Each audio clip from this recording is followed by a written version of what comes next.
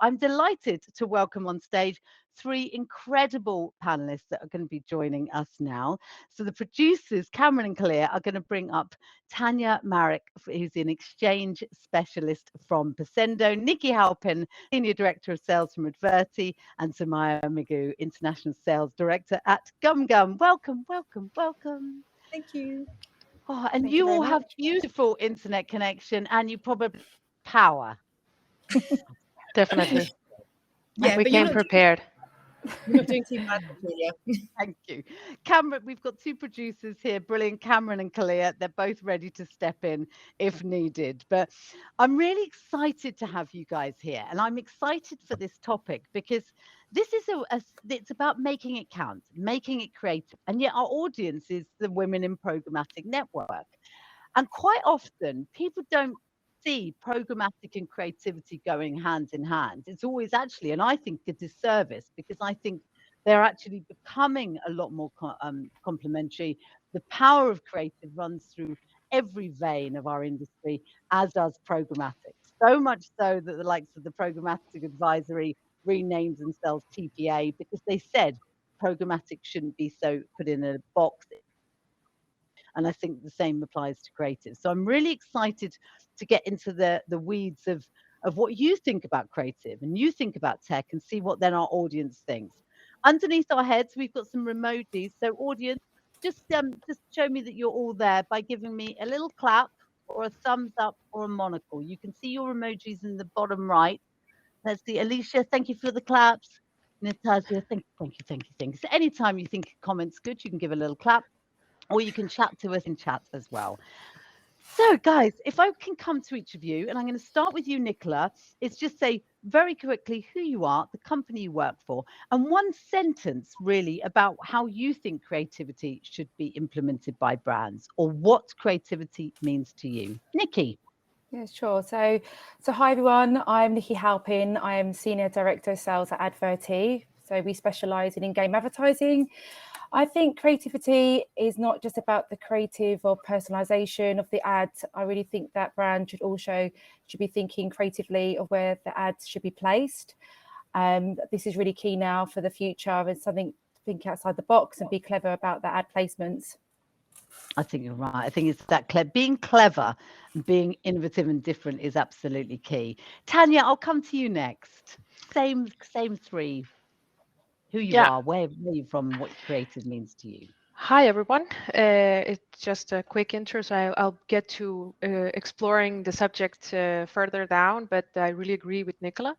I've been with Passendo as a campaign manager and then exchange specialist, we call it, for the past 2.5 years. And during that time, I think we've had more than 700 campaigns running from a lot of different clients. We like to say igniting the power of in-email advertising, which actually means just connecting publishers and advertisers without relying on cookies. So I think that's also going to be something that we'll tackle on later on. And maybe the creativity part, I'd say the better you understand your audience, the better results you yield. Definitely. I think it is that understanding. I think people are getting it now. Trust and authenticity and all those things, everything that you've said is very apt, and we'll go into that in a bit more detail. Last but not least, Sumaia. Hi guys. So I'm Sumaia Migou. I am the sales director at Gumgum UK. We are a contextual first global ad tech company with 40 plus or more than 40 sort of creative solutions on offer. We believe in order to capture the mindset of users, you need to blend three things, which is creative, context, and audience to achieve strong results with attention grabbing, impactful capabilities, powered by our proprietary AI contextual tech called Adverty. Sorry, that was a mouthful. I think you're doing yourself a disservice as well, because I'm loving, I see Gumgum everywhere, and it's about the mindset matrix. It is that perfect synergy between attention, creativity, data, those three wrapped up, which I think will be an interesting for you to explain within the context of some of the questions today, because that triggered some of my questions today, and I'm already seeing questions coming in from the audience. Thank you. Vote up the ones you most want me to ask, and then I'll make sure I come to those. First question, though, and I started this by saying that programmatic and creativity don't often go hand in hand. But what are you seeing as standout creative drivers within programmatic? So, Nikki, what do you see? Well, there's a few things now. I think, with dynamic creative optimization, a lot of agencies are putting a lot of their time and effort with influencer marketing, and it's amazing now what we can do in terms of programmatic. I think when I was talking about as well, like the ad placements for sort of my side as well is also non-intrusive and immersive advertising, which is really, not to annoy consumers and have a brand perception and really keep the brand. When you're forced to watch adverts, it's annoying. So for me, when we have in-game, it's a kind of immersive opportunity. So you're not annoying the gamer or consumer, and the brand is obviously well received and non-intrusive. So, and this again is all now happening programmatically, real time on your phone. So all these things are, really imperative and happening in real time. And I think everyone's sort of stepping up to the mark in this area.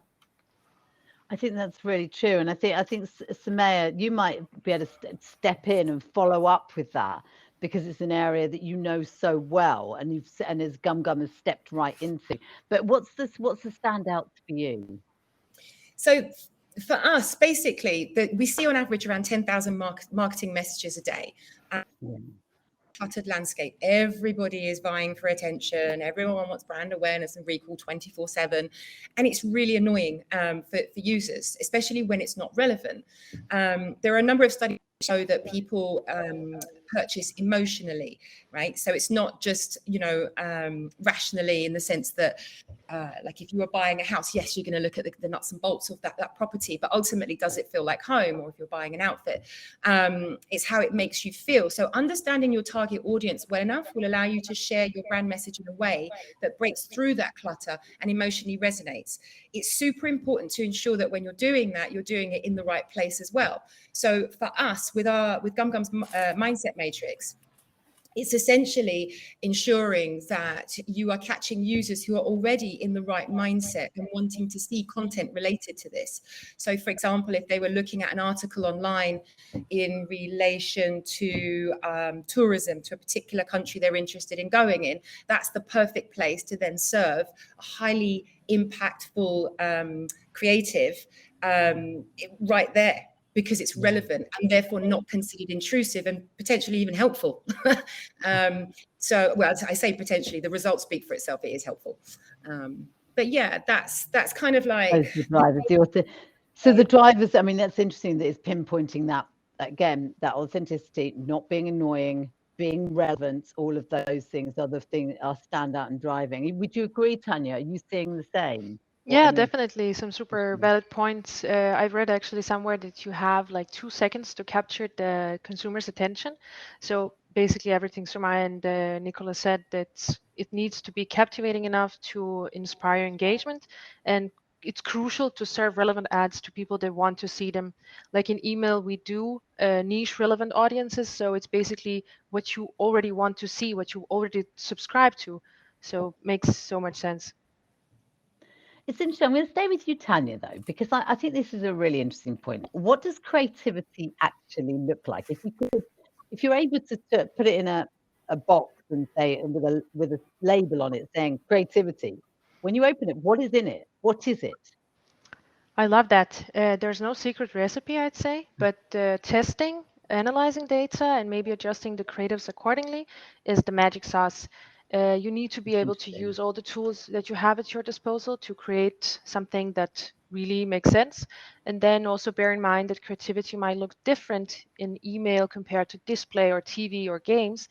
So not one format is allowed everywhere, not allowed, but adjustable. You need to take into consideration how it will look like in the end, but it's not also about fancy execution. It's also with, as I mentioned, data, which may sound counterintuitively to start with data, but also in order to tailor the right message and deliver it to the right audience, you need to understand that audience. So I'd say that creativity starts with data, tailoring the message, and then adjusting accordingly. And I think if I came to you, Sumaia, and said, okay, there's that box, there's the creative message, the lid on it, but we've got a lot of the people that are here today, and I'm looking at the participants see who's in and to get the sense of those companies. What do they need to do to be creative, to lift off that lid and to actually deliver what's in there? So I fully agree with what Tanja just said, in the sense that it's all about understanding who your target audience is and then building a creative that is relevant to them so that it emotionally connects. I'll give you an example. So I had a campaign where a client had multiple products that the users could choose from, and it was quite a broad age range, and instead of offering a creative that was one size fits all, as Tanja was mentioning, I split it out. So the younger audience were on mobile and they had functionality that was similar to Tinder. So do you like these jeans? No, yes, no, and so on. And and then the older audiences was on desktop and a bit more sort of traditional, a bit more grown up, shall we say. But the idea is that you would want to ensure that the creative is going to resonate and also feel relatable. So with the younger audiences, they're used to Tinder or Snapchat AR filters and so on, that kind of thing. It's just not doing the humdrum static clickbait stuff. That has its place to a degree, but if you really want to push performance, it's the bigger, splashier units and creatives that essentially grab attention. I think that's really. I think if we look again, I don't know why I'm sticking. I've never used the analogy of a box with a label on it, but I'm going to stick with it. Coming to you, Nikki, because for in-game advertising, the creative and what creative is actually different. But as Sumaia just said, it is that bit. We're looking at bigger ads, and that is probably why in-game advertising has been left on, because it does deliver that. Do you have any other, from your perspective, does creatives mean something different to what Sumaia said or Tanja said, before I move to questions from the audience? No, I totally agree with the ladies. I mean, it's all about data and targeting, and and we obviously, great ads look great, but you have to have the right target audience and the right feel. So if you've got someone playing a game, we've got a lot of games where, especially on mobile, where Adverty's main traffic is you've got the mums playing and the CEOs now, like it's such a wide audience. So, but obviously you want to have, it's the parents of, targeting children's wear, but obviously you're making sure that you're not targeting children. You want to make sure that you're targeting the parents and they know they're playing that game, and real-time optimization. But I think the key thing is that you can have a really amazing ad, but if it's going to, as I mentioned before, annoy you, you're going to basically get annoyed with the brand. So where it can be so immersive and seamless for what Adverty do, it's just nice to kind of walk up to the ad and go, oh my God, that's a real-time ad, and really enjoy it. So you actually enjoy what you're seeing, take it all in, and the brand recall's been really, really high. So these kind of clever ways and immersive ways, again, not the clickbait ads, like you said, or pop up in your face to annoy everyone.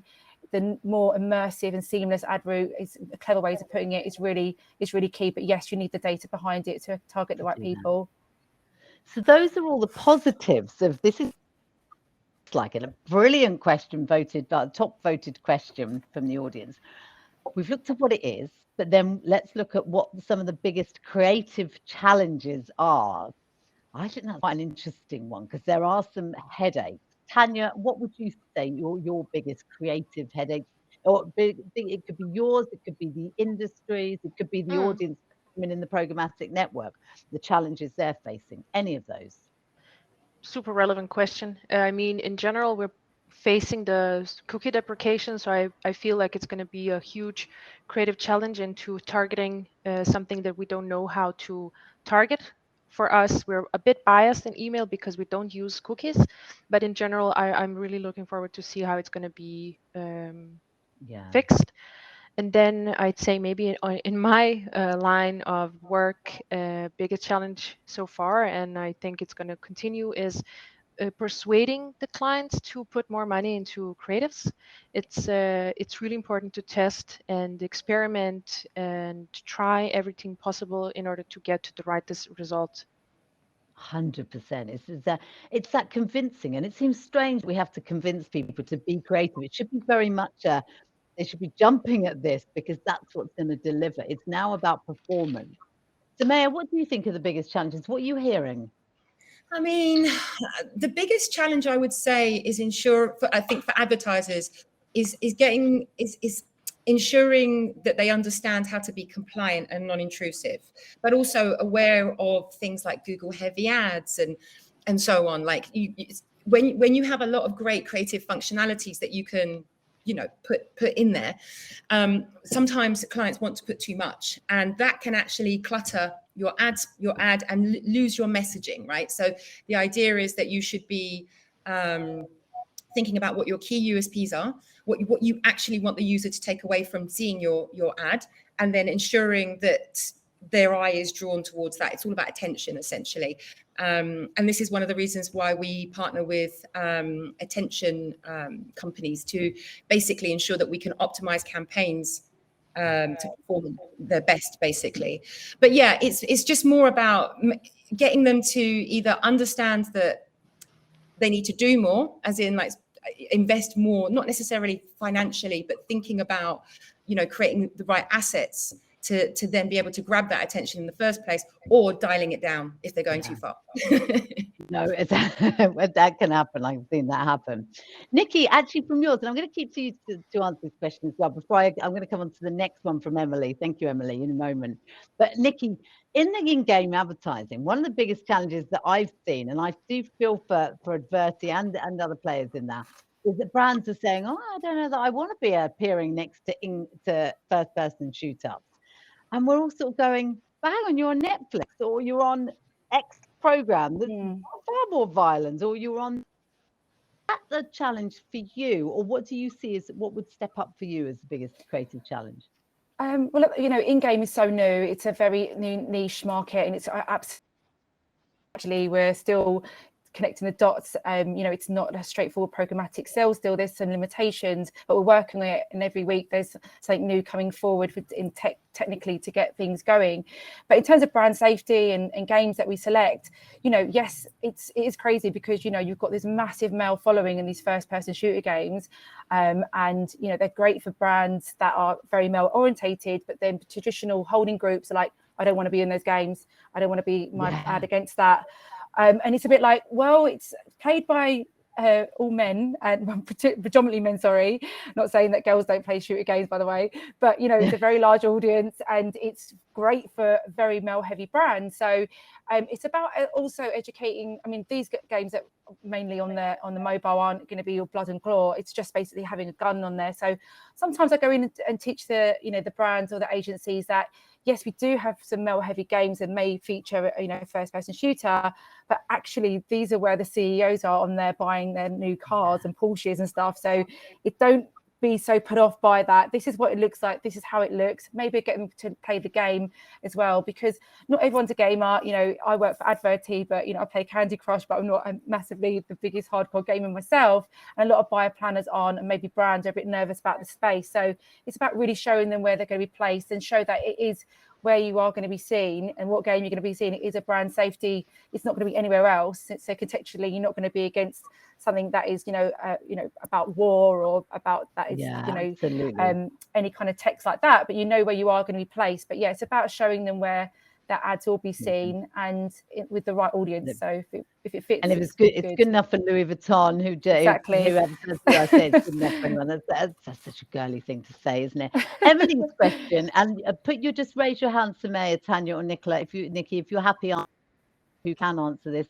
What's the latest in DCO? Thanks, Emily. I thought you were going to put stage in front of your name so I can bring you up. Can anyone answer that?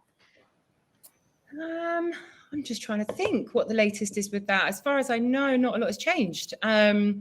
We are still, we're still able to offer that as far as I'm aware. There haven't been any changes around that.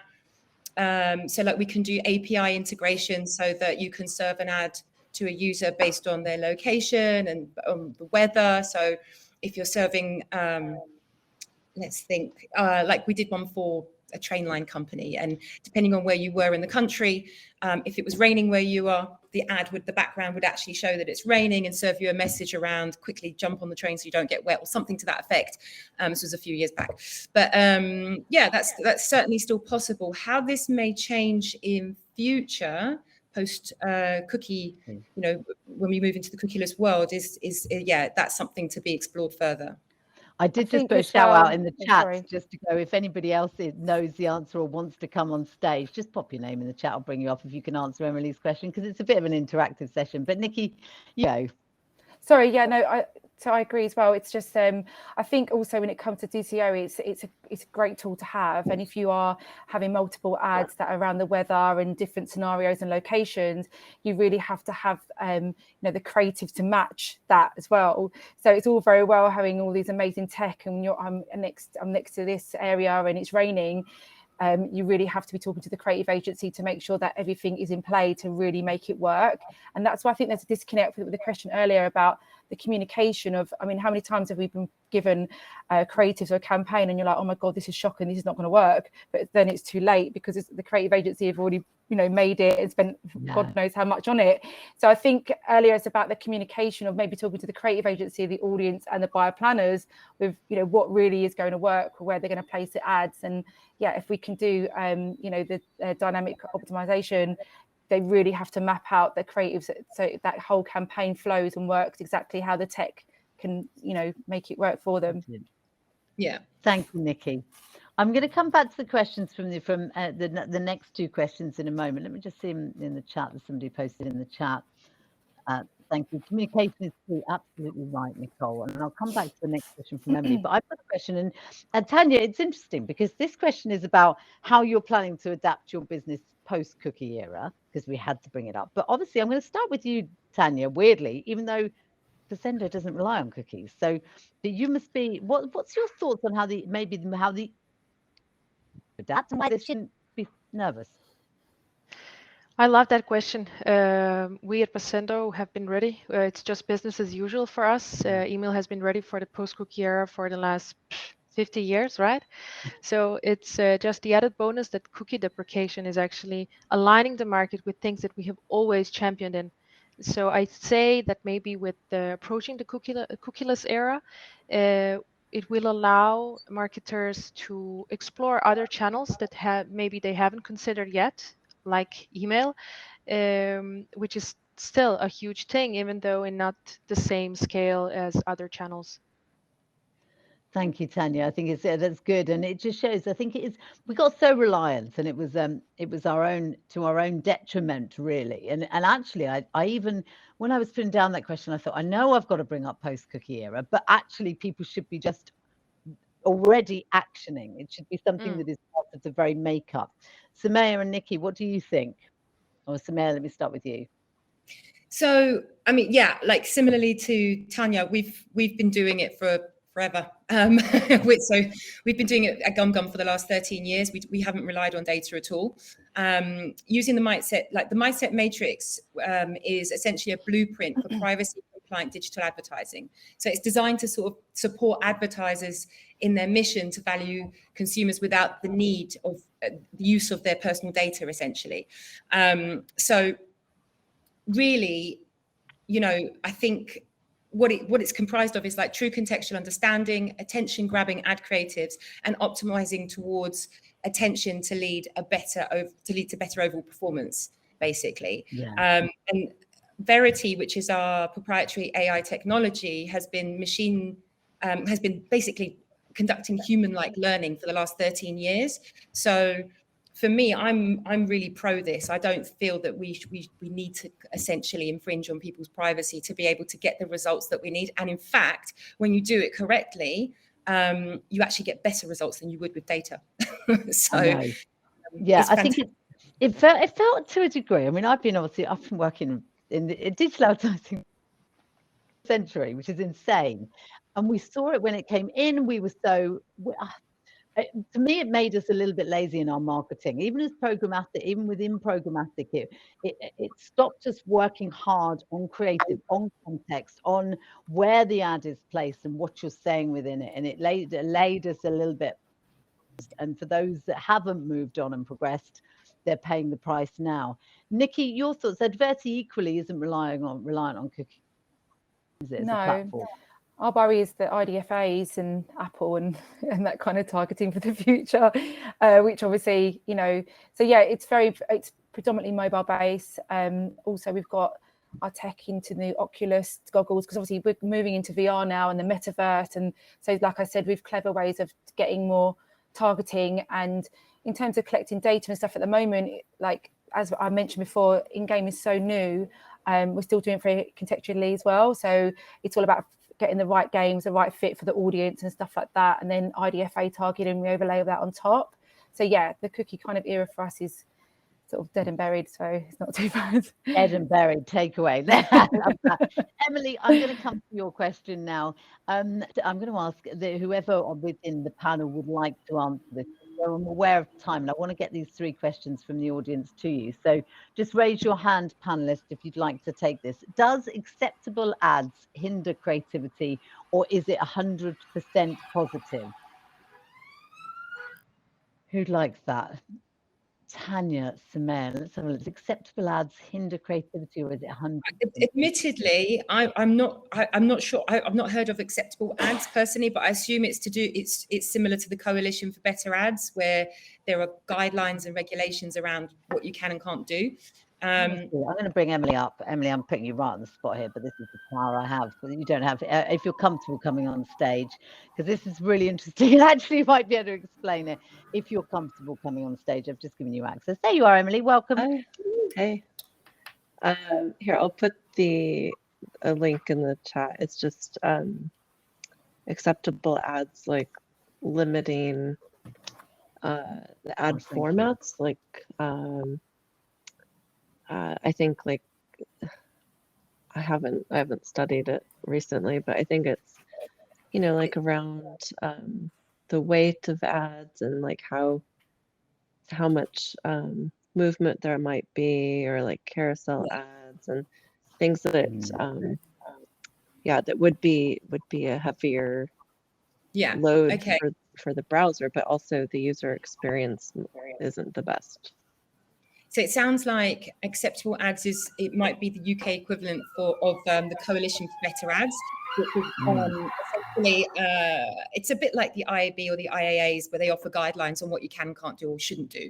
And if you do make those, then you're at risk of Google Chrome essentially blocking it, and the publisher that's serving your ad being blocked.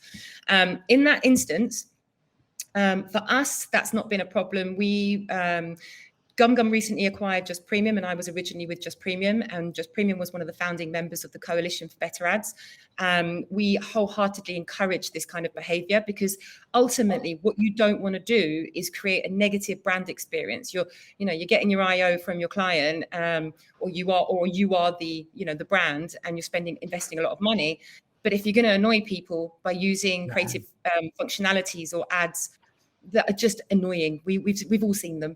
That's what they're going to remember you for, and that's not what you want them to take away from it, essentially. So for us, we adapt in line with the guidelines. We contribute towards those guidelines, and essentially ensure that everything is designed to be have a positive brand impact as possible.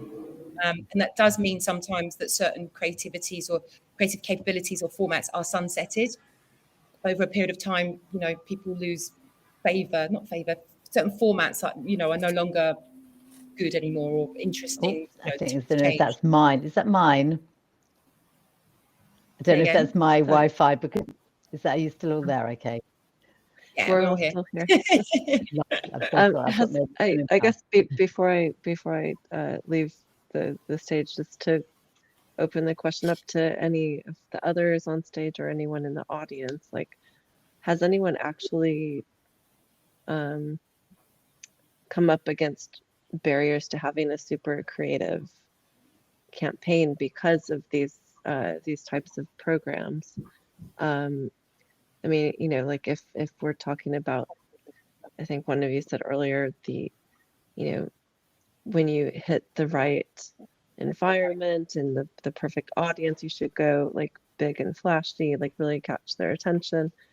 And there's like an acceptable ads exchange and things like that. So you could still do direct deals with publishers and things, but I'm just wondering if, like, at scale, has it actually hindered anyone because I think we'll all agree with what you said, Sumaia, that no one wants to annoy users, and you'll get better results if the ads are a good user experience. But when we're talking at the more creative end of things, and you're also trying to scale it, has anyone run into, well, it's kind of annoying that we can't do what we wanted? Can I answer? Do. That'd be great, I Tanja. completely agreed with what Sumaia said, the super valid points, and also thank you for your question, Emily. I'd say that sometimes it can be limiting. I don't think that we've had any problems because of that or blockages, but as email is pretty standard form based on a publisher we're having, so we're basically just adjusting the message in order to appeal to the eye of the reader. So I'd say that's super relevant, but we haven't had any issues with that so far. So we just adjust the message in a certain way to the reader. Perfect. I'll Thank just you, add on Tanja. to that as well. And thank you, Emily, sorry. for those questions as well. Could you just do me a favor and just give me a little thumbs up in the audience with the emojis if you can hear me okay? As I said, I've got a power cut and I'm running on a hotspot. You can, Phew. I'm keeping everything crossed at this last, because I've just got a few more questions that I'd like to ask. And one of them I'd love to know, and I'm going to put you on the spot and say, who is leading from the front? Who do you want to give a shout out to that's really doing it right? Because then the people who are here can go and look at them or see them, and it can be anybody. Sumaia, who's leading? Who's doing it well? I mean, obviously, I can't say Gumgum, but brilliant selves on stage. By the way, I should have caveated that.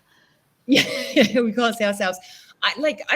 From what I've seen of the Snapchat teams, in terms of their capabilities and really, strong ways of immersing users into the brand, into their ads and so on, that I feel has worked really well. It kind of resonates more with my side of the fence too. But yeah, also in addition to that as well, slightly left field, but attention companies like Lumen and Playground XYZ and so on, the stuff that they're doing is really, really interesting. And I use it quite often with my clients to, as I mentioned earlier, to like creatively optimize. So actually, rather than guess, let's look at the data, like Tanja was saying, look at the data, follow the data, and optimize creatively, like say mid-campaign, do a split test, that sort of thing. And really, really pay attention to how the creative is resonating with the user and the impact that it has on your performance. I think you're right. Eye tracking software, absolutely love it. I mean, I'm slightly biased that Lumen's also a client in the digital voice, as in Playground XYZ. But these are eye tracking software. It's just intelligent, and that's what you want. You want the step into more intelligence and thought about creative execution and understanding what works and why it works. Tanja, who stands out for you? Who's your shout out to? Can I name drop? Well, I'm going to talk from my normal, regular person, not working in marketing, just generally interested. I really love the Spotify ads, like huge billboards calling out their customers, clients, whatever. But it's one really resonated. It said, "Dear person who listened to Sorry from Justin Bieber 42 times on Valentine's Day, what did you do?" So it's really like asserting their product really nicely and then calling out everyone, we did that. I mean, who's not guilty of that? So good. Talking about billboards, my one is Specsavers. Don't know if anyone here saw the Specsavers ad. I mean, we all know the phrase, should have gone to Specsavers, and they just pasted the painting one way and then another one had the ladder underneath. It blew my mind, and not even working out of home, and I was impressed by that. Nikki, anyone stand out for you? Yeah, I think there's a few things in the market which I think, wow, like what's going on now? It's crazy. Are you there? I've got can Nikki sit? Can you hear Nikki? Can you hear me okay, everyone? Okay, sorry, I can't hear, so that's okay. Bear with me, Nikki, I can't hear you. That's okay. Carry on. Oh, right. I was just saying there's a few things in the market now that, still blow my mind. I've been in advertising as well, a good 20 years, and something always kind of thinks, wow, not what now? A million ads, it's audio advertising now. And then you've got Say It Now with voice activation ads. And for me, another massive standout was recently in March was Nike Air in Tokyo. I don't know if anyone saw it, but it's a massive out-of-home execution where it just looked like Back to the Future. And it's literally, we all watched that film where the shark comes out of the cinema. It literally was doing that with the trainers, changing the trainer designs, and was in like the street of Tokyo. If you haven't seen it, Google it. It's absolutely amazing. So, you know, the technology and what's happening now is incredible. And it's just, when it's done right, I really enjoy ads, and I think people do. So yeah, that's kind of my sort of shout out. And obviously in game, it's going to be massive. It is massive. So yeah, that's it for me. By the way, I'm so sorry, Nikki, I can't hear you at all because my problems of being on a hotspot. Right. So can you just raise the thumb, somebody, when she's finished? I finished. She's finished. Thank you, Emily. Sorry, this is it's one of those rare times when, if you were running on a hotspot when you're trying to do a Wi-Fi and work on a browser-based platform, it's a bit pickly. So I'm so sorry, Nikki, that I can't hear you. I might do a little refresh, but I then jump off my hotspot. So we'll just try and go to the end, and we're going to have a chance in the networking area. And for those that I've only got one more question anyway, but we'll ask some more questions and have a chance to mix and mingle at the table. So my final one I'm going to ask, just in case I lose you on both battery power and hotspot, is this: I want you to finish this sentence. And I want to start with you, Sumaia, then you, Tanja, and then we're going to come to you, Nikki, but you'll have to, somebody will have to pop it in the message when you're finished speaking. This time next year, creativity will be blankety blank. Blankety blank. Okay. This time next year, creativity will be, I personally believe, will be just even more important than it is now. It's going to be a real key focus and a driving factor as people start to realize that, you know, you can't just rely on data, as you said, like being lazy and so on. It's that whole thing of like, actually, we're going to have to think about this and really ensure that we're doing everything we can in terms of placements, creative functionality, resonating with the target audience, all of those good things, to basically power your campaigns and get the performance that you need, and ultimately the ROI you're seeking. Brilliant, thank you. That's a long blankety blank, but I'll allow it. It's a brilliant answer. Tanja, in 2022, though, so in 2023, this time next year, creativity will be completely on board with Sumaia. It will be an essential element of advertising. It must be. AI alone cannot replace human creativity because you need human input to capture attention and make impactful campaigns. Perfect. Alicia Handley says creativity will be more personal to the user. Nicole Kotseva says it will be the main thing that gets people attention. And Nikki, what's yours? And Cameron, can you type in the text what Nikki says so that I know what she says? Because that's, I can't hear her. So Nikki, for everybody else bar me. I keep it short and sweet. No, I totally agree with the girls. I think it covered what I was thinking as well. And also, I just think it will be led and showcased by in-game advertising. I love that. Oh God, I want to know what she said. What did she say? Creativity is in game. Love it. Thank you. I cannot believe I can't see your one square. That is perfect. Thank you. This session, thank you very much, Kalia. Perfect. That is a wrap for me. Well, I don't want to chance my arm anymore on my hotspot, and I'm determined to take us to the networking floor. And I especially want on the networking floor for those questions from Mariam has got, can the type of audiences be determined from the kind of apps they use? It's a really good question to talk about the tables. What are you looking forward to this year? I think we can all discuss that. And these sessions and I think what the Women in Programmatic Network is all about is that final word. It's about network. So we wanted to bring that element into this session. So I'm very, very pleased and delighted to have spent the time on stage with the three of you. Thank you so much for your brilliant answers and for coping with the slightly tricky technical hitch that we've had. It's been a pleasure to be your moderator, and I'm going to take you now to the networking floor. So for everybody, join us on the networking floor. All you have to do is turn on your cam and mic, and you can move around the tables. You can chat to Tanja, to Sumaia, to Nikki. We've got Sophie here. We've got Emily here. We've got lots of you here. Mix and mingle, and I'll see you there. Thank you, Tanja. Thank you, Nikki. Thank you, Julia. Yeah, Thank you. Thank you.